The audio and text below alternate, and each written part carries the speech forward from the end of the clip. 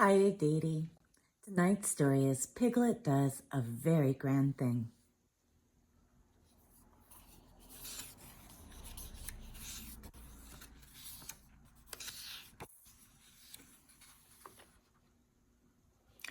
Halfway between Pooh's house and Piglet's house was a thoughtful spot where they met sometimes when they had decided to go and see each other. And as it was warm and out of the wind, they would sit down there for a little and wonder what they would do now that they had seen each other. One day when they had decided not to do anything, Pooh made up a verse about it so that everybody should know what the place was for.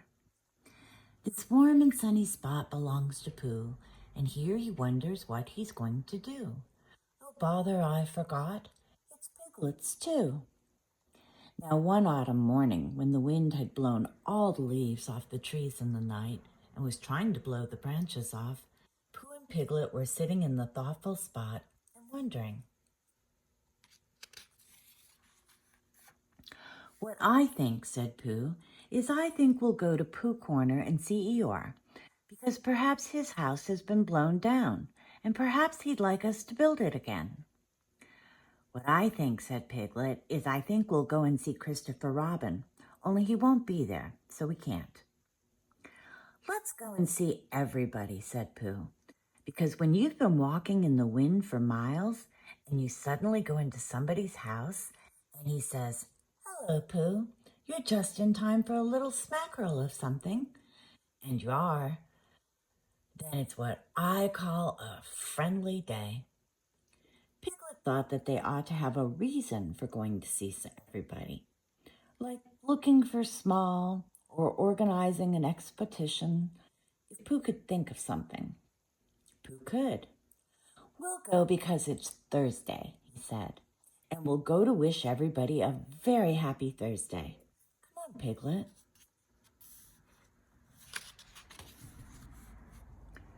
They got up, and when Piglet had sat down again, because he didn't know the wind was so strong, and had been helped up by Pooh, they started off.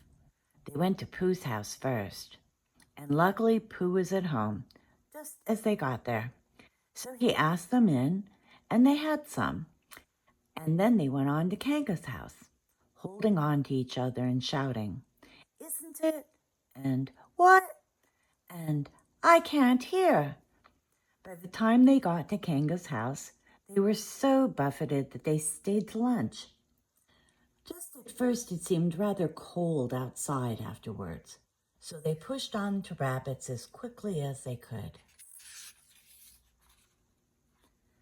"We've come to wish you a very happy Thursday," said Pooh, when he had gone in and out once or twice just to make sure that he could get out again. "Why, what's going to happen on Thursday?" asked Rabbit. And when Pooh had explained, and Rabbit, whose life was made up of important things, said, "Oh, I thought you'd really come about something," they sat down for a little. And by, Pooh and Piglet went on again. The wind was behind them now, so they didn't have to shout. "Rabbit's clever," said Pooh thoughtfully. "Yes," said Piglet, "Rabbit's clever. And he has brain." "Yes," said Piglet, "Rabbit has brain." There was a long silence. "I suppose," said Pooh, "that that's why he never understands anything."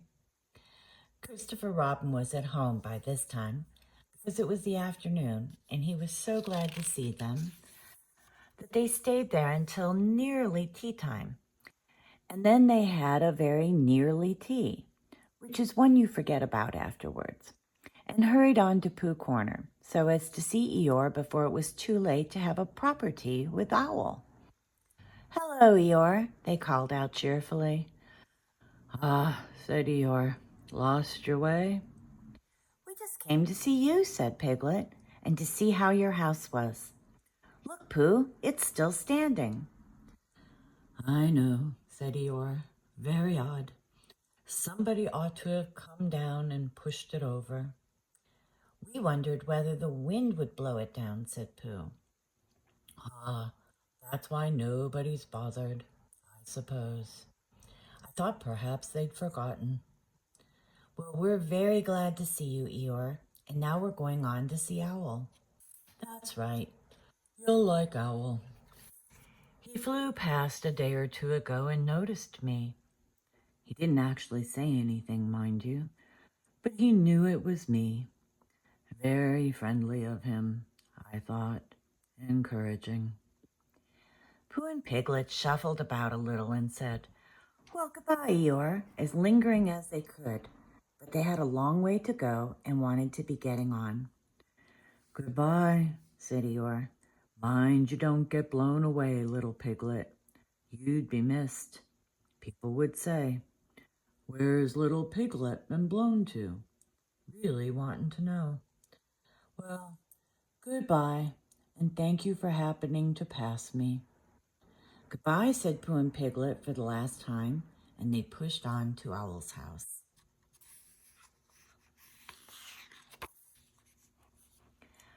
The wind was against them now, and Piglet's ears streamed behind him like banners, and he fought his way along.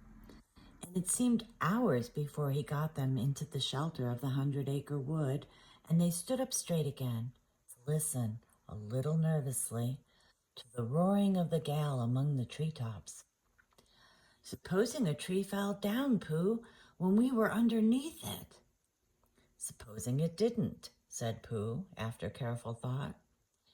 Piglet was comforted by this, and in a little while they were knocking and ringing very cheerfully at Owl's door.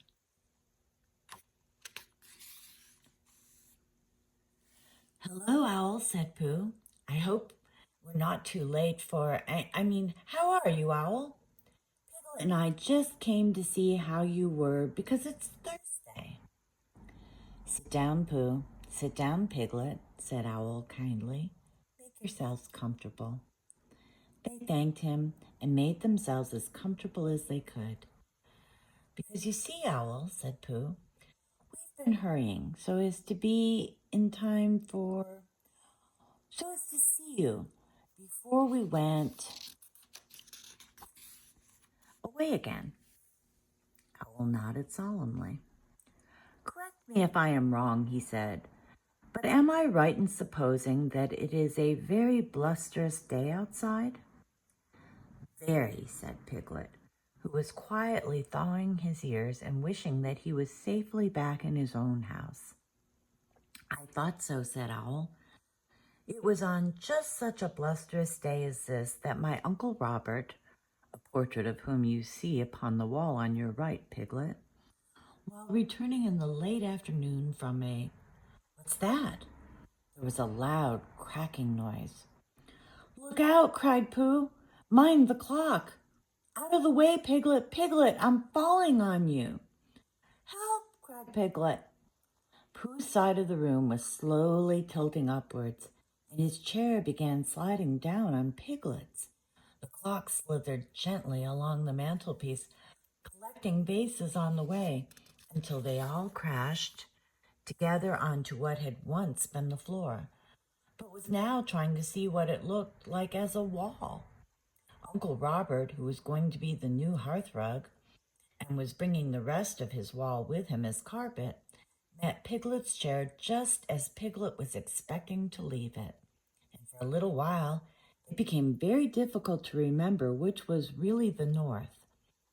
Then there was another loud crack. Owl's room collected itself feverishly, and there was silence. In the corner of the room, the tablecloth began to wriggle. Then it wrapped itself into a ball and rolled across the room. Then it jumped up and down once or twice and put out 2 ears. It rolled across the room again and unwound itself. "Pooh," said Piglet nervously. "Yes," said one of the chairs. "Where are we?" "I'm not quite sure," said the chair. Are we in Owl's house?" "I think so, because we were just going to have tea, and we hadn't had it." "Oh," said Piglet. "Well, did Owl always have a letter box in his ceiling?" "Has he?" "Yes, look." "I can't," said Pooh. "I'm face downwards, under something." That, Piglet, is a very bad position for looking at ceilings. Well, he has, Pooh. Perhaps he's changed it, said Pooh, just for a change. There was a disturbance behind the table in the other corner of the room, and Owl was with them again. Ah, Piglet, said Owl, looking very much annoyed. Where's Pooh? I'm not quite sure, said Pooh. Owl turned at his voice and frowned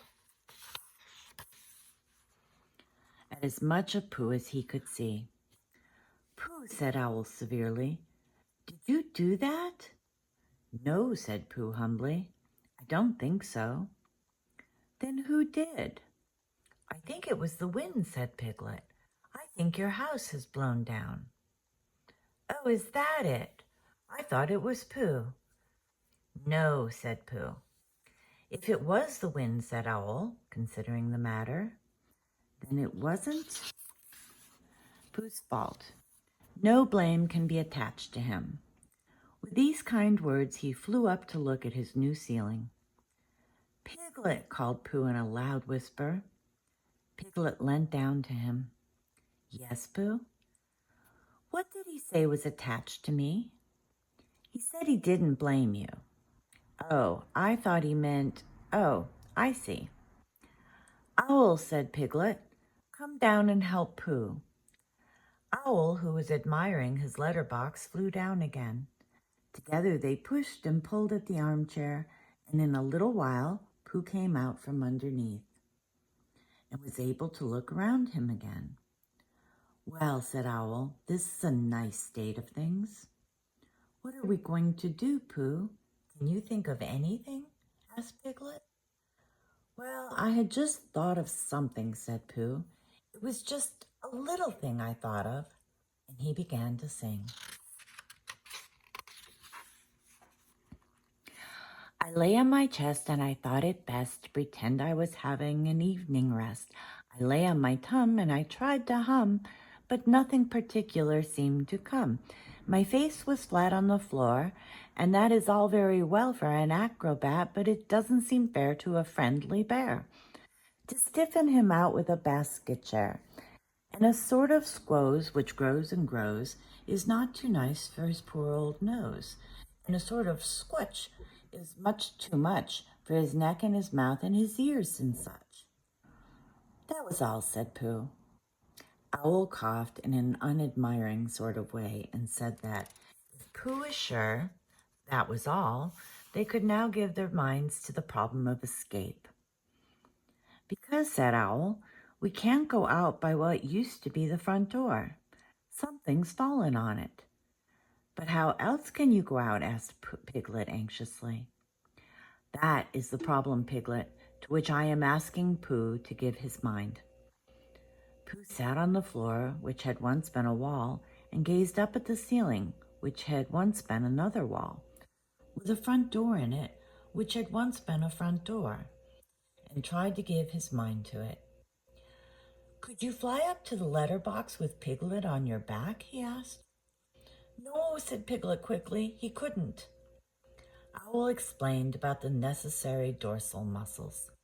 He had explained this to Pooh and Christopher Robin once before, and had been waiting ever since for a chance to do it again, because it is a thing which you can easily explain twice before anybody knows what you are talking about. Because you see, Owl, if we could get Piglet into the letter box, he might squeeze through the place where the letters come and climb down the tree and run for help. Piglet said hurriedly that he had been getting bigger lately and couldn't possibly, much as he would like to. And Owl said that he had had his letter box made bigger lately in case he got bigger letters. So perhaps Piglet might. And Piglet said, but you said the necessary you-know-whats wouldn't. And Owl said, no, they won't. So it's no good thinking about it.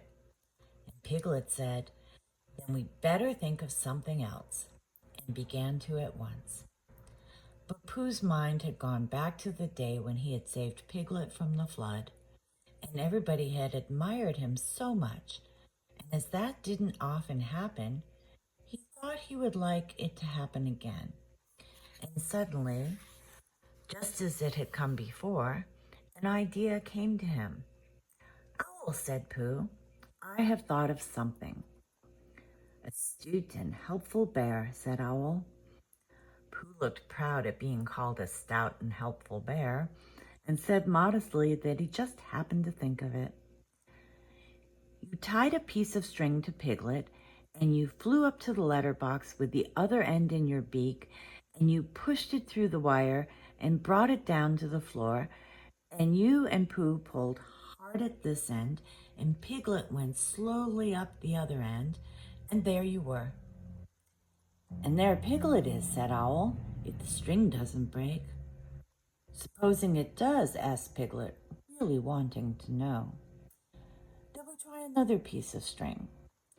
This was not very comforting to Piglet, because however many pieces of string they tried pulling up with, it would always be the same him coming down. But still, it did seem the only thing to do. So with one last look back in his mind at all the happy hours he had spent in the forest, not being pulled up the ceiling by a piece of string, Piglet nodded bravely at Pooh and said that it was a very clever, clever pup plan. It won't break, whispered Pooh comfortingly, because you're a small animal, and I'll stand underneath, and if you save us all, it will be a very grand thing to talk about afterwards. And perhaps I'll make up a song, and people will say, it was so grand what Piglet did that a respectful Pooh song was made about it. Piglet felt much better after this, and when everything was ready and he found himself slowly going up to the ceiling, he was so proud that he would have called out, Look at me, if he hadn't been afraid that Pooh and Owl would let go of their end of the string and look at him. Up we go, said Pooh cheerfully. The ascent is proceeding as expected, said Owl helpfully. Soon it was over. Piglet opened the letter box and climbed in. Then, having untied himself, he began to squeeze into the slit through which, in the old days when front doors were front doors, many an unexpected letter that W.O.L. had written to himself had come slipping.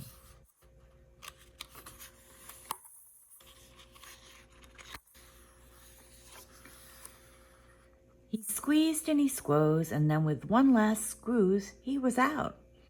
Happy and excited, he turned round to squeak a last message to the prisoners. It's all right, he called through the letterbox. Your tree is blown right over, Owl, and there's a branch across the door. But Christopher Robin and I can move it, and we'll bring a rope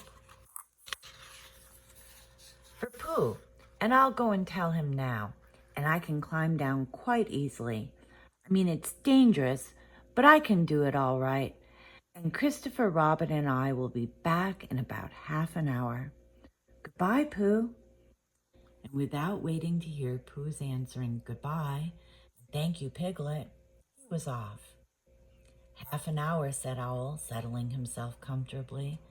That will give just me time to finish that story I was telling you about my Uncle Robert, a portrait of whom you see underneath you. Now, let me see, where was I? Oh, yes, it was on just such a blusterous day as this that my Uncle Robert closed his eyes. The end. Close your eyes, Aditi. Sweet dreams. I love you.